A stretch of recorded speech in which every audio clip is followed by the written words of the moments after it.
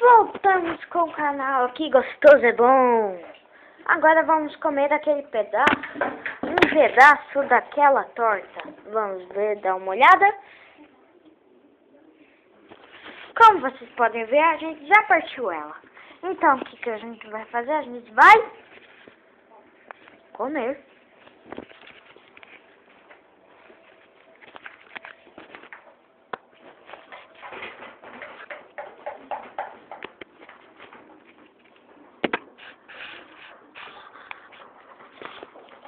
Sandé, pega um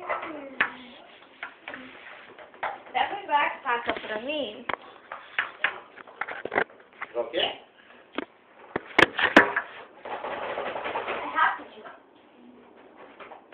Tá no corredor aí, Vivi. Tá no corredor lá.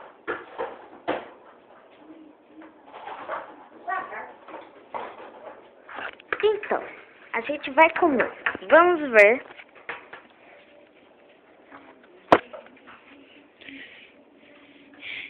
E temos aqui o nosso cozinheiro, Cidinho.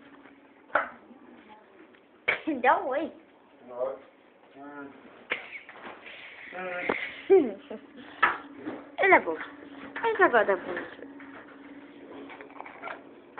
Nem disse que torta não assa sem ovo. Né? Quer coca, Vinícius? Guaraná. Coca.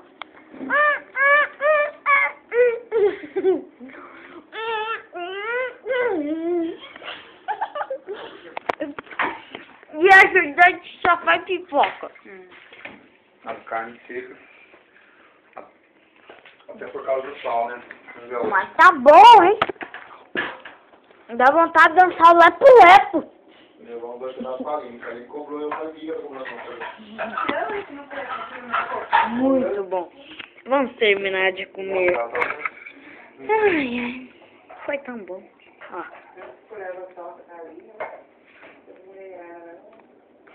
Não, vai dançando na folha. Então ela faz coisas pra mim que até aqui em casa já veio parar. Comida também não, pai. Lá pra cá. Obrigado. Até o próximo vídeo. Tchau, tchau.